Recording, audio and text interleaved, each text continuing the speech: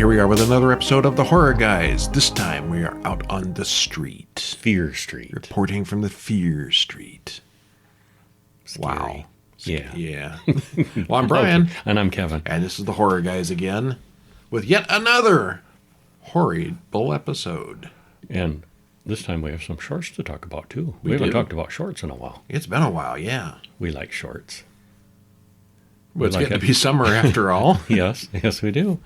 Well, what do we got? We got, well, as we mentioned, Fear Street, which is actually broken up into parts 1, 2, and 3. In 2021, they released a trilogy all at once. And part 1 is 1994, part 2 is 1978, and part 3 is 1666.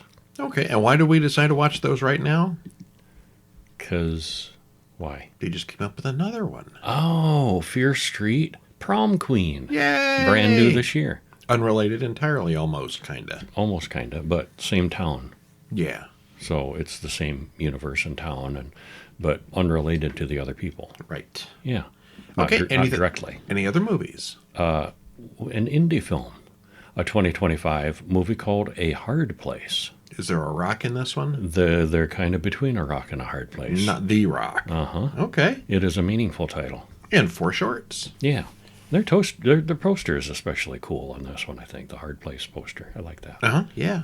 And 4 shorts. 4 good shorts. And they are all brought to you by... Us. The Evils of Christopher Lee. Ooh, a new book. We got a new book. A new book. It's The Horror Guy's Guide to the Horror Films of Christopher Lee. Boy, Yay! he made a lot of stuff. 55 horror movies and 7 additional important movies that were important to his career. Yeah. So 62 movies entirely. That's a lot of movies. Yeah. So if you liked our book on Hammer Horror, our book on Peter Cushing or Boris Karloff or Vincent Price or any of those guys, well, there's another big fat one, almost 300 pages, of the horror films of Christopher Lee. Neato. Yeah. He went through all that stuff in the war. He was the inspiration for James Bond. Yes. Literally what his cousin was Ian Fleming. Uh-huh. And he based James Bond on Christopher Lee's actions during World War II. Mm-hmm. He saw so much bad action that he wanted to get into acting because he could figure that was the least horrible thing he could ever see. Yeah, well, you get away from all that. Nothing bad ever happens in movies. Nothing bad ever happens in movies. And then he became There's no blood Christopher Lee. Yeah. Well, at least it's fake. Yeah, okay, there's that. Yeah. So 280-some pages. It is available on Amazon. It's available from Lulu. It's available from brianshell.com. You can buy it direct from us. Just go over to horrormonthly.com. And there's a link right on the homepage. Groovy. Right next door to the Academy Awards of Horror, which is our other new book this year. Mm-hmm. And, of course, the monthly magazine, Horror Monthly, which we've got a new one of those coming up in a day or two. Probably be out by the 2nd or the 3rd at the latest. We're recording this on June 1st. Yes. So many books. Mm-hmm. So little time. But what are we going to talk about first? Well, how about Fear Street? Part 1. I got to find part 1. It didn't come up out of order here on my screen. Okay, yes. 2021, as we said. 1994. It was directed by Lee Janiak, written by R.L. Stein, Kyle Killen, and Phil Graziadel. Stars Kiana Madeira, Olivia Scott Welch, and Benjamin Flores Jr., and a whole bunch of other people. It's got quite a big cast. Hour and 47 minutes. And I'm going to say right off the bat, I think all 3 of these movies are about 20 minutes longer than they should have been. I'm going to go and agree with you. Yeah, they all felt a little stretched out. Not that they're bad, but they all felt a little long. Spoiler free, can I tell them? You can. Well, a lot of teenagers in their 20s go through drama, romance, and horror as they try to fight a witchy evil that's been tainting their town for hundreds of years. There are lots of 1990s references because they do work hard at setting it in 1994. And the references are actually a little bit hit and miss, but they get the vibe right. It's pretty well made overall. And there's some good moments. Like we said, it's a little bit predictable and a little bit too long. Yeah. There wasn't enough new, things we hadn't seen before. Now, I've seen criticism for both this one and the previous one not being historically accurate. There's also it's anachronistic. It's not Stranger Things. Mm-hmm. They weren't really trying to knock us out with their time travel, their setting. It was more of a general vibe. It's an R.L. Stein book. It's Yeah. Goosebumps. It's not meant to be taken too awful seriously. It's Goosebumps intended for slightly older people, right? I don't know what the books were them. intended for. I never read them either. No, I think that's the thing. Yeah. The Goosebumps is more childish than these are, I guess. I never read them. I looked up Prom Queen on Amazon, and it looks just like the Goosebumps book. So I don't know how much older you're supposed to be. Okay. But yeah, it's the same thing. Just maybe R.L. Stein is older now. Well, he rented his name anyway. A woman buys a book at the B. Deltons in a mall full of stores, so we know this is the 90s. I miss mall bookstores. So do I. The main reason to go to a mall. Now they wonder why the malls are dead. Our one mall had 2 bookstores. And mine too. Another mall in the area had 3 bookstores. Whoa. Yeah. I think mine had... But that was then. This is now. Yeah, bookstores, toy stores, Radio Shack. There was a reason to go to the mall in the 90s. There was, and now... Now you could buy shoes or old T-shirts. Yeah, basically it's clothes, and maybe a Spencer's Gifts if you're lucky. Hot Topic. Is Hot Spencer's Topic. even still a thing? I don't remember. It is. Okay. It is still a thing in some places. Heather answers a phone call from Ryan, but the line drops out. He gives her a jump scare using a blow-up sex doll, and they get separated again. Suddenly, a man in a skull-faced Halloween costume attacks her with a knife. She runs to another store and calls 911. She whomps the baddie with a lava lamp, because it's one of those Spencer's-type places. Mm-hmm. But he eventually catches up with her and stabs her. As we hear gunfire, the killer pulls off his mask, and we see that it's Ryan. Again. As the cop shoots him, both teenagers die in the middle of the food court. Well, we'll never see Ryan again. Credits roll as we hear news reports that Shadyside has all kinds of crazy slashers and murders. They have quite the history. Mm-hmm. And they're economically depressed, and it's just not generally a good town. Shadyside sucks. Yeah. If you want to where the happening is, you got to be over at Sunnyvale, which is the town next door. Their sister town, which seems to be thriving and never has any crime or anything. Dina watches the news as Sheriff Nick talks about all the town's serial killers. She yells at her little brother Josh about running up the AOL bill with the internet. Yes, there was a time when you had to pay by the minute for the internet. And you dial it up, too. Yeah. Mm-hmm. He's in chat rooms on AOL talking about the serial killer and the massacre last night at the mall. At school, everyone thinks the witch is back, and that seems to be all anyone talks about. There's a lot of very typical high school drama as the school has a memorial service for Heather and Ryan. Mayor Good is there, and he addresses the crowd. Dina runs into her ex, Samantha, and returns a bunch of stuff she borrowed from her. Sheriff Good talks next. It's the mayor and the sheriff are brothers. Mm-hmm. And he talks as Dina and Sam argue about Sam moving to Sunnyvale, away from Shadyside. And the way that these movies go, you'd think they're probably like 300 yards from each other, but they're acting like it's across the country. Mm-hmm. They're really just right next to each other, yeah. The memorial service soon turns into a big brawl as the two football teams fight. They all seem to attend a school with no adults present, not even a bus driver. We see the sheriff and the mayor, and then they both kind of disappear, and it's nothing but the high school football teams fighting. Mm-hmm. No one stops them. No one stops them, yeah. On the way home, the Sunnyvaler's car attacks the Shadysider's bus, and that goes badly. When the car goes off the road, Sam sees something creepy in the woods. Well, the next night, Dina sees Skullface outside and runs him off. Wait, didn't he die? Well, she goes to her friend Kate's house. Kate and her brother then tell the story to Josh and Dina. They all assume it's Peter, Sam's new boyfriend.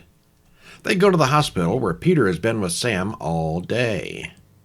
As Dina and Sam argue, someone stabs Peter in the back. This is one of those hospitals without any staff or other patients either. And Peter is no longer a suspect. No, he's not. He did not do it. So yeah, there are no adults in this movie for some reason. They forgot to include them. It's like watching a Peanuts comic strip with a lot of blood. Uh-huh. Well, Kevin pointed out immediately that all the teenagers were being played by actors in their upper 20s. So there are adults in this town. They're just faking it. Yeah. Not long after, he was already rooting for everyone to die. The characters in this, none of them are particularly likable. Yeah, it took me a long time to root for any of them. Eventually I did. Did you? Yeah, eventually. Okay. But it took a long time. Like, guys, wow, I got to find something to like in here, like about these people. Yeah. Well, the sheriff shows up at a couple of different times during the show, but other than that, there doesn't appear to be any adults in this town. And, of course, teen romance and high school rivalries just don't matter to us anymore. It's all very hard to take seriously. There's a lot... Oh, boy, they take their high school stuff seriously. Very seriously, yeah. There are lots of 90s references here, but a lot of them aren't really all that accurate. Yeah, at one point she gets a phone call and the brother's on the AOL. You don't get phone calls while you're on AOL because it ties up the phone line. Maybe they had 2 phone lines. No. Nobody could afford that. Not back then. Yeah. I think that actually happens twice in the movie. I am amazed at the positive reception this got when it came out. People raved. And we're both too old to have read either the Goosebumps or Fear Street series, so there's no nostalgia here for us. It's like this was made as a horror movie for people who had never seen a slasher movie before. Maybe. It's babies for a slasher. It's well made, I guess, but I found it really dull, offering exactly nothing new or interesting. It has some good moments. I really feel this was like designed to be an introduction to horror for people that had never watched a horror movie before. Mm-hmm. I can see that. It's kind of family friendly. It's kind of kiddified, and it's all very, cliched and standard. I didn't care for it, but I mean, we had to watch it to get to the other 3. So I was entertained more than not, but yeah, wasn't great. Yeah. But then we watched the second one. 1978. Directed by Lee Janiak, written by, it's all the same people. But this one stars Sadie Sink, Emily Rudd, and Ryan Simpkins, and it's also 1 hour and 49 minutes, and there's a trailer in the show note for it too. Well, this one has some of the present day for the first movie as it continues the story. Not everybody died in that first movie, but a large chunk of it flashes back to a prequel of things that took place in 1978. Oh, we have a theme music. It's the Ice Cream Man driving by. If you can't hear that, we're enjoying the tune. We never did do the Ice Cream Man movies. And we have our Ice Cream Man drives through at about 25 miles an hour. I don't think he speeds, but he does not slow down or go slow. No. If you want your ice cream, you better hear that tune and come running fast to get his attention, because he is not cruising the neighborhood slowly. Well, anyway, this takes place in 78, as we said. It's a slasher at a summer camp kind of story. Jason and those guys. It takes a little while to get to the good stuff, but it does get going nicely. We both thought it was better than the first one. Definitely. I would go so far as to say this is the best of the 3. Well, I'm not going to go there, because I think that the second half of the third one is the best part for me.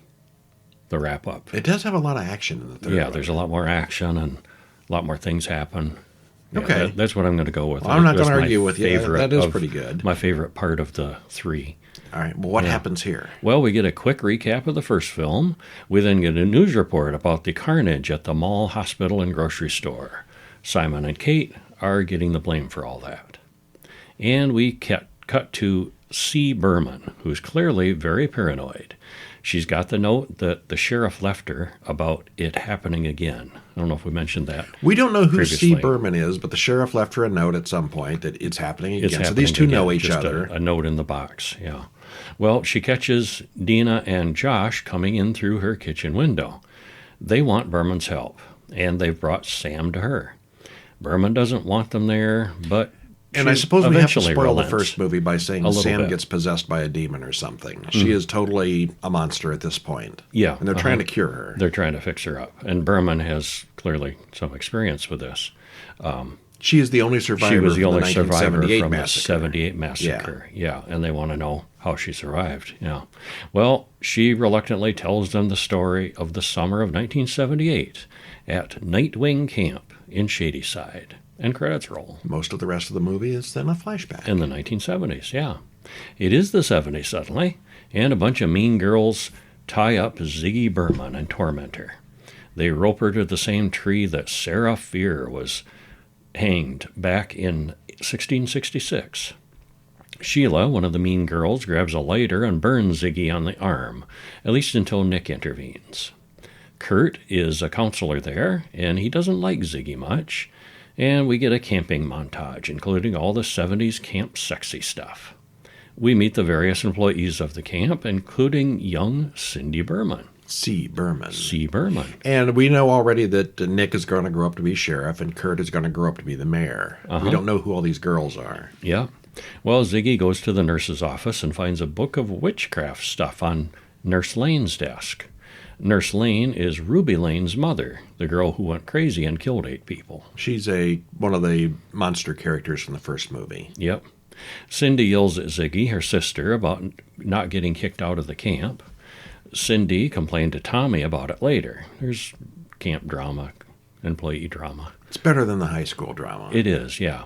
Nurse Lane comes in and tells Tommy that he's going to die tonight. Well, she's a great nurse.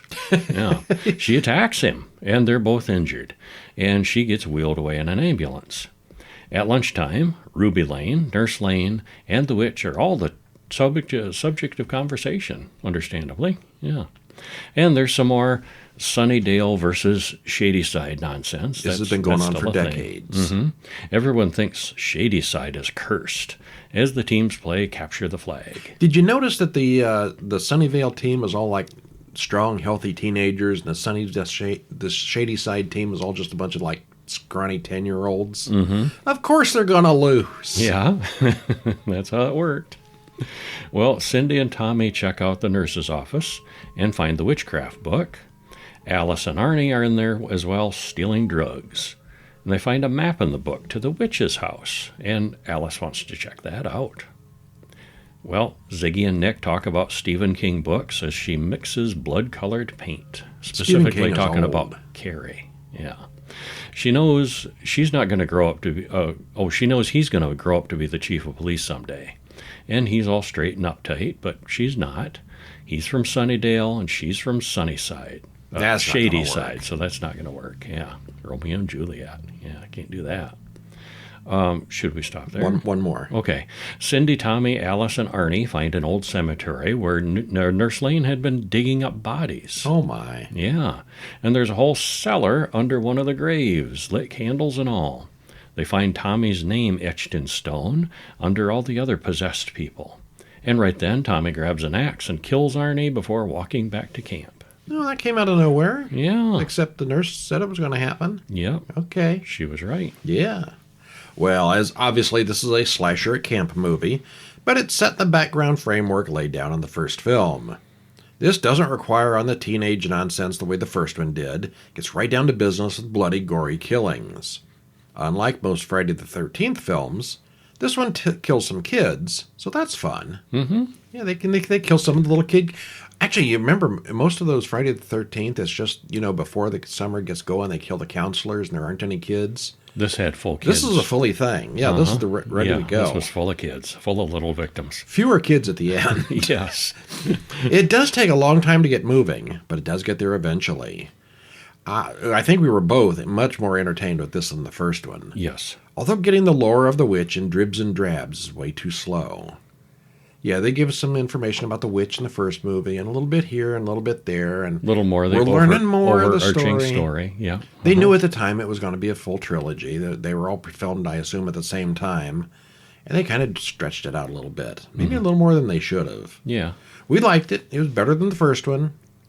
Still not amazing, but it's all right. We should all be glad that it was not filmed in smell-o-vision. They find a cave where the bad stuff is happening. It's under the outhouse. So when people have been going for all these years, it's not going into a pit. It's going into this monster's cave. lair. And these people are down in the cave, rolling around in it and running around in it and falling around in it. And yeah, would have been fragrant. Part 3 from 1666. Written and directed by the same people, stars Kiana Madeira, Ashley Zuckerman, and Jillian Jacobs. Hour and 54 minutes, trailer in the usual place. This one, spoiler-free, what happens? Spoiler-free, it suffers what all three of the films do, a slow start, and maybe a little too long, like we said. Using the same cast, though, as ancestor characters in 66. That was an interesting choice. The same cast and different... only the first part is set in the past, and then it goes back to the modern time of the 1990s and wraps up. And there's more to like than dislike about it. And if you watch the first two, you really do need to finish it with Either this one. commit to all three of them or don't bother. Yeah, for sure. None of them are good by themselves. It's a trilogy. But if you've watched the first two, you definitely have to watch the third one. Yeah.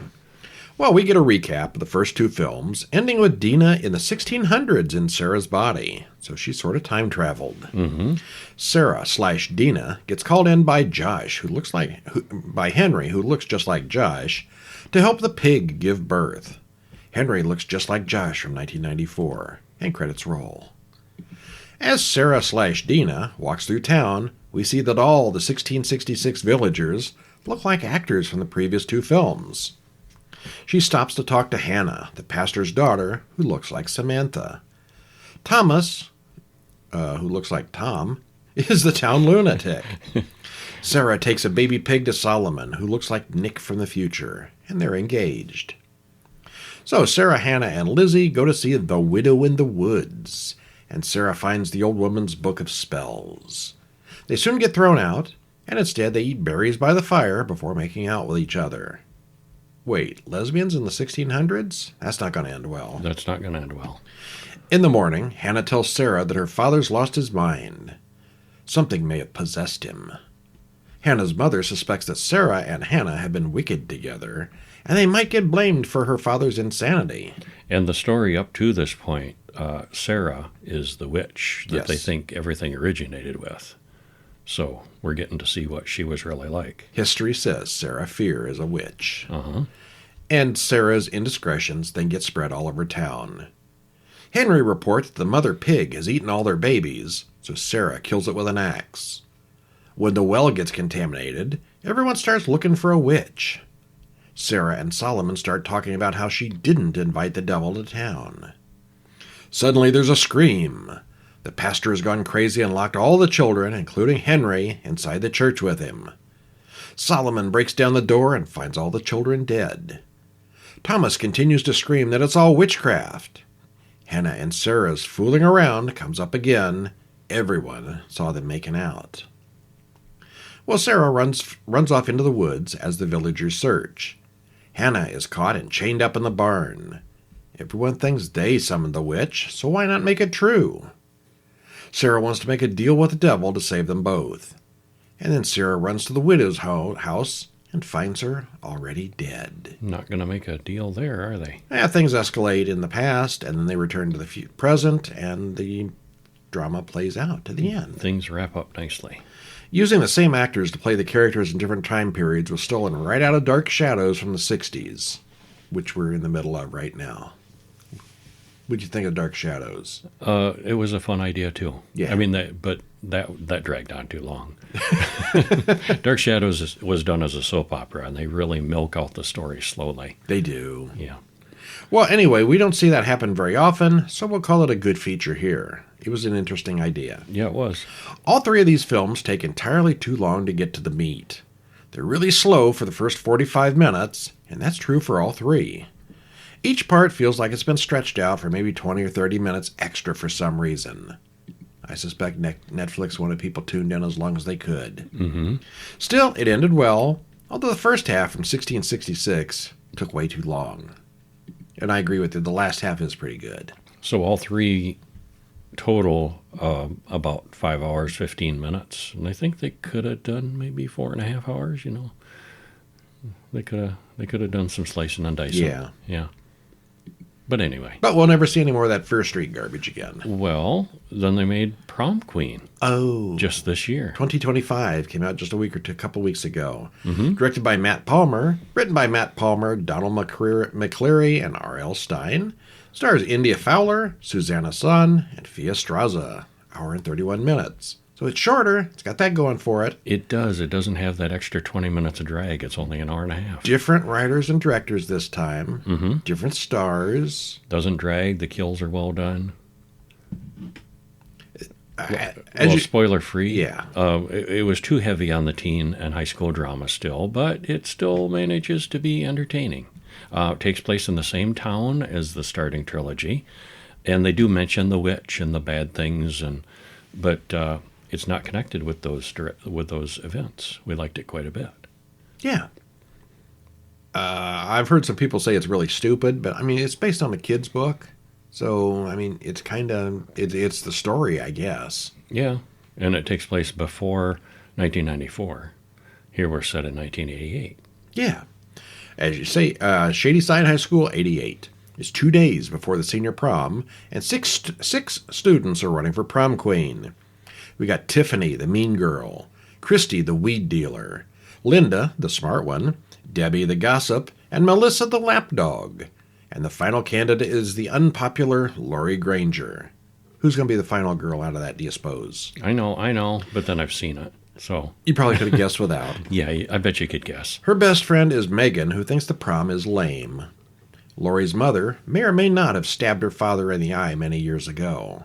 She's known as the child of a murderer, basically. Mm-hmm. Although there was never any evidence, nothing happened with that. So there's some stigma there. One day, in class, Megan stands up and cuts off her own hand. One kid stands up and pukes. Turns out it's all just a prank, and she gets sent to the principal's office. Laurie talks to Tyler, and we get lots of teen angst and drama. That night, Christy walks home in the dark when someone in a shiny red raincoat kills her with an axe. Uh-oh. One less prom queen. The next day, due to her absence, she's disqualified for running for prom queen. Vice Principal Breckenridge wants Laurie to win justice for how her mother was treated. It's time for the prom, and everyone gets ready. Laurie's mother talks about her experience at her prom, where she killed Laurie's father. Nice. Maybe not the best prom. Yeah. The principal calls all the contestants up onto the stage, and the other 4 girls do a sexy swimsuit dance, leaving Laurie out, completely unaware that they were going to do that. They're really trying to cut her out. And these are supposed to be high school girls, and that was pretty naughty for high school. And no one at all knew it was going to happen. Yeah. Yeah, huh? Uh-huh. Linda and her boyfriend talk about what it takes to win and notice that all of her flyers have been defaced. The red raincoat killer is there, and he disarms Dan before killing them both. And you said he. Well, I'm assuming. Yes, I'm assuming. We are assuming that, but the raincoat killer is so completely covered. It's one of those where you don't even know what gender they are. Anybody, yes. Yeah. All right, and then Raincoat kills many more people till the end. Well, the weakest point of the first film was all the high school nonsense and teen drama, and this one doubled down on that. Everything revolves around the vote for prom queen, but it's just one good girl against the mean girls, with a bunch of other stereotypes in between. We pretty much know how it's going to end. This isn't Carrie, but it's trying to be. A little bit, yeah. Carrie even got a mention in one of the previous movies. Mm-hmm. Well, the kills are good, and it never gets boring. I had a theory about halfway through about who the killer was, but hey, I was actually wrong. I was too. Did you agree with my theory? I did. Okay. Yeah, and we were wrong. So it has that. It stumped 2 jaded guys who've seen a ton of such movies. But I still have heard complaints about who the reveal turned out to be. Complaints? Yeah. Like they didn't like that? Like, who the heck was that? Oh. That kind of thing. Oh, I thought it was okay. Yeah. It was all right. Yeah. On the other hand, it may have the best soundtrack of any movie ever. Yeah, it's really awesome. Lots of songs from the era. Yeah. Of course, our prom was not too far off from those years. There's our nostalgia. Yeah. Yeah. We were both, I was class of 84. 85. So, yeah, we were close to this era. And we liked the music from that era. And they use it. Yeah. Maybe one of the first movies that I've recognized every song on the soundtrack. Mm-hmm. Yeah. I'm old. Yeah. All right, something that's not old is A Hard Place from 2025, just released last week. Directed by Jay Horton, Written by Michael J. Epstein and Jay Horton. Stars Felissa Rose, Lynn Lowry, Rachel Amanda Bryant. It's an hour and 28 minutes. There's a trailer in the show notes, as well as a link to watch it on Amazon. Alrighty. Spoiler free. When criminals on the run seek refuge at a big old farm, it seems like a good idea at first. What's worse than getting trapped in a place with monsters? Yeah, you probably ought to watch this to find out rather than spoiling it here. It's decent all around, with good effects and an entertaining script. We give it a thumbs up. Mm-hmm. Yeah, usually these indie kind of movies... And it is an indie kind of movie. You can tell in an indie movie from... It's usually bad acting and bad special effects and horribly stretched out. And this wasn't. This was actually, I don't want to say surprisingly good, but it was better than we expected going in. Mm-hmm. Yeah. The trailer did not do it justice. No, I don't think it did. So, without spoiling it completely, give us a taste. Well, we see a woman who's hiding as zombies eat people. It's a massive slaughter with zombies and people fighting it out. Zuri, she's a fighter, and she helps all the others kill zombies. We cut back to see that it's really two people watching a zombie movie at the drive-in. We watched this for like 2 or 3 minutes. We're like, this movie really sucks. And I was thinking, that's something I appreciate about this movie too, because the movie that they're showing at the beginning was just cheesy awful. Uh-huh. And I was thinking, if this whole thing is like this. Yeah. But they were able to make it deliberately that way. It's like a bad movie in the movie. And I thought that was pretty cool that they were able to do that. Yeah. Distinctly, different. Yeah. Well, inside the drive-in's office, a group of criminals hold up the place and end up shooting the woman who's running the place. They weren't supposed to do that. Nobody was supposed to get hurt. Well, the couple watching the movie is involved, and soon everyone is in on the shootout. A couple people get shot. And as the crooks drive away with what they came for, they argue about whether or not they should have killed anyone. Xenia says they need to lay low, and she knows just the place. And credits roll. Out in the country. Yeah. Well, the 6 criminals, they arrive at an isolated farm in the snowy hills. And we quickly see that there's something not right with the local plants. Something in the woods gets Xenia from behind. It gets Stevie as well. It's some kind of plant-covered person. Some hunters rescue Xenia from the plant zombie, and they soon run into a larger group of hunters. Well, meanwhile, in the barn, the rest of the gang run into 2 of the creatures, and now they all know what the score is. There's plant monsters. Yeah. Is that Nausea? Uh-huh. Nausea. That's a... Not nausea. Nausea. Nausea, yes. The woman who was there first calls them guardians, and she says they need to wait for nightfall, just hide out. The only way out of the barn is through a dark underground tunnel. As you'd expect. Which is handy to have, yeah. Well, somehow Nadja and Fish, one of the crooks, get separated, but the rest join the hunters. And we have a heartwarming story about a pet monkey and a twisted grandmother. That's quite the story. That's quite the story, yes. Yeah. Well, until the group is attacked again. And then they all go to the hunter's home, where Mother Henrietta explains about their long-standing feud with the plant monsters. Fish learns that Nadja's gunshot wound is completely gone. And is she infected with whatever has infected the guardians? It's a mystery that we're going to let hang right there. There's something odd about Nadja. Yeah. Well, this was filmed mostly in Ohio. I actually recognized the Dixie Twin Drive-In Theater for the movie's opening right away. I did too. We have been there. Yeah. I like their Saturday flea markets. I used to go there when I was little. I never did the flea market. You never did the flea market, no, okay. No, just the movie there. I used to go there when I was like 5 with my parents, and they had these little grab bags for like a quarter, and they had little things in it. Oh, fun. It was. Yeah. For a 5-year-old. Yeah. They still have the flea market. I don't know if those grab bags are still there. Probably not for a quarter. Not 50 years later. Like many of the indie films we've looked at recently, this suffers from a cast that's too large. Henrietta's family is like 20 people, and they all seem to get a line, for better or worse. I think that's probably one of the unfortunate side effects of crowdfunding. Everybody gets a little tiny role. Sometimes in some movies, it's really obvious that they did that. Yeah. But this one, I don't know. I'm not so sure about. Well, it didn't really. It wasn't to the detriment of it, but it seemed like as we were trying to figure out who's who, there was an awful lot of characters. A little bit cumbersome, yeah. But the monsters are what you get when you're told we have cordyceps at home.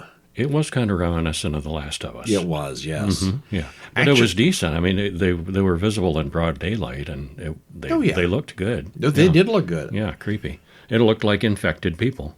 I couldn't tell if they were like plant mutants or like evolved corn stalks. They kind of look like corn in a lot of cases. I am Groot. None of them said that. No. Actually, for a low-budget indie film, the plant creatures were very well done. Mm-hmm. There are a lot of them, and they had a good variety. The fight scenes are well choreographed and don't go on for too long. We loved the monkey story. Yeah, it was so completely awesome. Unnecessary, and yet still just perfect. There was a lot of humor in this one. Overall, we liked it. It was entertaining throughout. Yeah. And you do have a point about the cast being cumbersome, but that does allow for a lot of red shirts to get killed off. Oh, yeah, there's a lot of carnage here. There's pretty good body count and gruesome deaths. The more characters you have, the more kills you get. Yeah, so I'm glad I got to see it. Well, that's all for the... Oh, wait. We have some shorts to talk about. We haven't done shorts in ages, it seems like. 2025 short film, Mugs. Directed by David Padilla and Samuel DeAngelis. Stars Carlo Marx, Gene Rosalino, Robert Sutton, and Danilo Vargas Jr. Little under 8 minutes, and we got a link to watch this on YouTube. What happens? How does it star 4 people? There were 3 people in the cast. It just occurred to me. The mother, the father, and the son. The son. Huh. I don't know. They're listed. Okay. Well, Alex returns. Oh, there was a driver. Uber driver. All right. Yeah. Not a big role. Yep.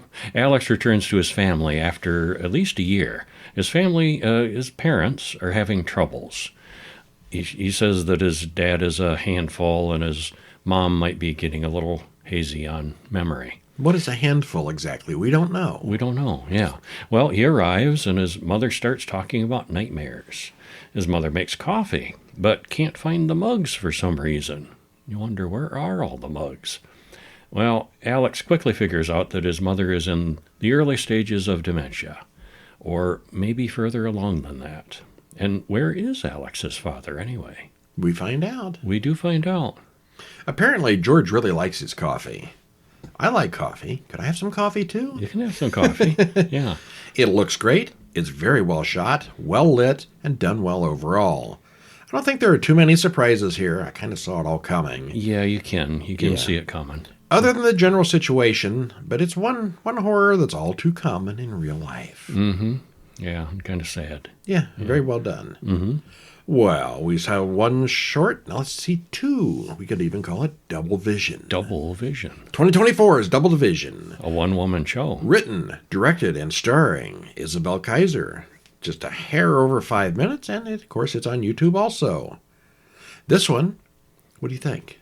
What happens? Well, a girl reads a creepy news story on the walk home in the dark. She sees something strange, someone standing next to the car. But when she looks again, there's no one there. Well, she gets home. She's careful to lock the front door. But we see she's not alone, not alone in the house. Not as alone as she thinks. Yeah. Yeah. Well, seeing something like that on the top of your steps, why would you turn the light out? It's like, I don't want to see that. Yeah. Isabel Kaiser wrote, filmed, acted, and did everything else here, and she did a great job. It's short, there's no dialogue, but it all looks great and is nicely paced. The story is, it's not going to show you anything you haven't probably seen before. But considering it's a one-person job, it's really very well done. It always impresses me when one person does it this. all. Yeah.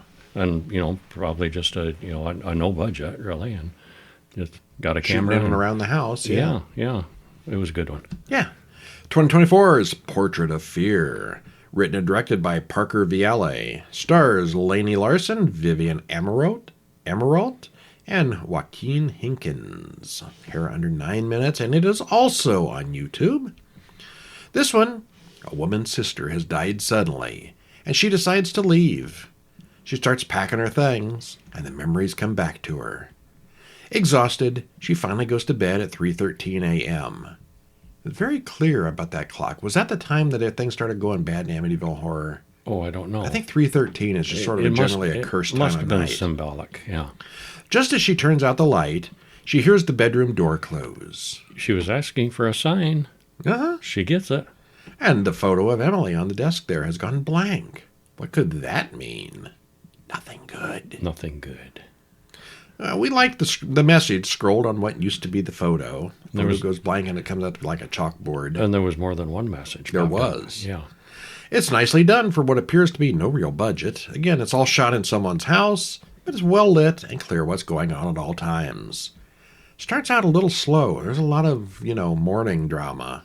Oh, my sister's dead. But it ratchets up. But it's only 9 minutes long, exactly, so it doesn't go on that too long. But the tension ratchets up consistently to the end. Yeah. Yeah, very nice. Good one. All 4 of the shorts were good ones this week. Yeah, no stinkers this time. Yeah. And then we go back and do a little bit of an older one, 2015 short film called Room 88. And this was more of a humorous science fiction than horror, I think. I liked it a lot. Yeah, there's not a lot of horror in this one. Written and directed by Mike Booth, stars John McCormick, Gary Taylor, and Blake Barbish. A little under 9 minutes, and it is also on YouTube. Room 88. Well, there's a knock on the door of Room 88. The neighbor wants to know what the man's doing in there to make the lights keep flickering. Neighbor says he's going to complain to the management. He's trying to read, and the lights keep flickering. Inside the room, the scientist looks at a small device he's made. It's time, he says as he activates the device and laughs maniacally. The lights do indeed flicker, and then they go out. It's still not working. Will he ever get it right? Yes, it does look like he's going to get it right. Yes, apparently so. Yeah, he does. And this is the problem with the idea of time travelers. Interesting events will be full of people who traveled there to see it. It sure seems like it. Just last week I read a story by Harry Turtledove, and it's either Asimov's or Analog Magazine, which I read every month. Yeah. There's this time traveler goes back to the start of World War I. Franz Ferdinand's about to be assassinated. And everybody from the future, it seems like everybody wants to go back and see this event. And there are more time travelers there than there are local people. And they start interfering and fighting over who gets to kill him or who gets to save him. And it's a good story. It seems like that would happen if time travel was really real. Important events would become tourist attractions very quickly. Mm-hmm. It's got a very retro look here, and the added annoyance of the busybody neighbor really makes it fun. It's a simple idea, executed really well, and it's fun to boot. And the time traveler thing, too, I remember with Star Wars in 1977 when that opened, and it was drawing crowds around the block.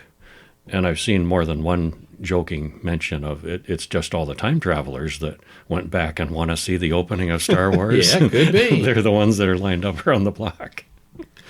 All right, and that's it for this week. But in the meantime, you could go out and pick yourself up the Horror Guy's Guide to the Horror Films of Christopher Lee, which there will be a link in the show notes, of course. And until then, we'll have more for you next week. Okay. I'm Brian. And I'm Kevin. We'll see you, when? Next week. Yeah, bet. Okay, see ya. See ya. Let's go get some ice cream. Okay.